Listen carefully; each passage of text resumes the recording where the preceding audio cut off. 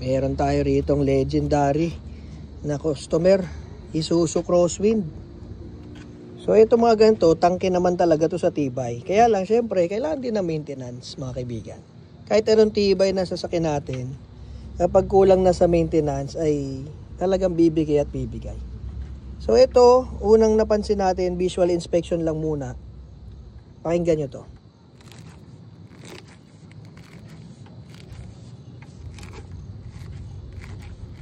Yan, parang may coco crunch sa loob, no? Cooling system. Ayan, no? Tubig ang gamit at may chocolate na sa loob. So, una sa mga bumibigay sa mga ganitong makina, madalas na napapansin ko sa cooling system ay water pump. Ito maputi na. So, napalitan na to ng water pump sigurado. Kung hindi kumakalog, umuugong, tumutulo. Yan ang experience ko sa mga nahawakan ko na Crosswind.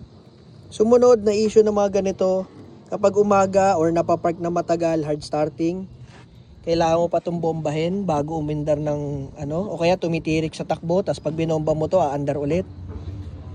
Yan ang mga problema niyang Crosswind. Minsan fuel filter, minsan dito yan sa injection pump. So yan, bumababa yung diesel ulit. So hindi niya na-hold yung pressure. Next na mga problem ng mga ganito, pang-ilalim. Ang dami pa naman piyesa ng pang-ilalim nito. Hindi kagaya ng mga ibang sasakyan. So nagkakalugan ng mga bushing, mga joints, at mga kung ano-ano pang piyesa na pang-ilalim. Mga stub link, mga ganyan. Mga bushings. Yan ang mga naging problem nito. So ito naman, cooling system.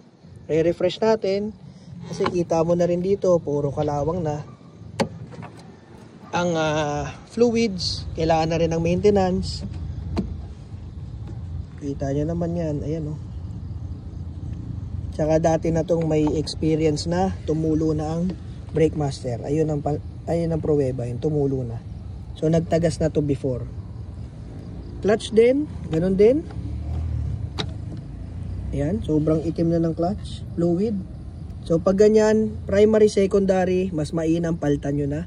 Kasi pag bleeding lang ang ginawa ninyo, tingnan nyo to Yan Pag pumasok na yan sa mga goma, sumingit na yan sa mga goma, hulusot na ang clutch ninyo, masisira na ang clutch. So yan yung mga signs ng wear and tear na yan. Ay sorry, binalik pa no? Okay na, nakuha ko na ulit. So papalitan natin primary, secondary, fuel filter. Mukhang urig pa to Ito sa brake, papalitan din natin ng fluid. Pero mas mainam kung papayagan, palitan na natin yung buong master. Checkin na rin natin yung brake booster kung pinasok ng fluid. Makikita naman yan pag tinanggal to. Siyempre safety first. Ito, power steering fluid, mapula-pula, woods. Hindi siya maitim kasi nagiging itim din po ang kulay niyan. So mukhang ito na maintenance na ito. So yan lang naman ang mga basic maintenance nyo sa sasakyan ninyo. Transmission, gear oil. Kung ano lang sa makina nito, yun din ang gamit dyan. Kahit basahin nyo sa owner's manual. Tapos differential gear oil din. So kung ito, hindi nagagalaw, malamang lalo na yun. Kasi ito, abot kamay na So yan, i-inspectionin to natin maigi bukas kasi hapon na. Pero base sa initial inspection natin, yun ang mga gagawin. Plus ito, punit. Yan, maingay ito. Kasi imbis na yung tunog, dito pa, hihigupin pa rito, tsaka dito.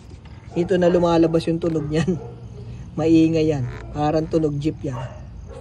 So, para ka naka-open filter niyan sa tunog. So, maingay yun. Lalo sa mga diesel na walang turbo. Okay?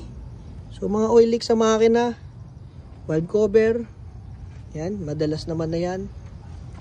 So, bukas, magtutuos tayo nito. Yan, mukhang na-change oil naman ni sir kasi yung filter niya ay bago na. Okay?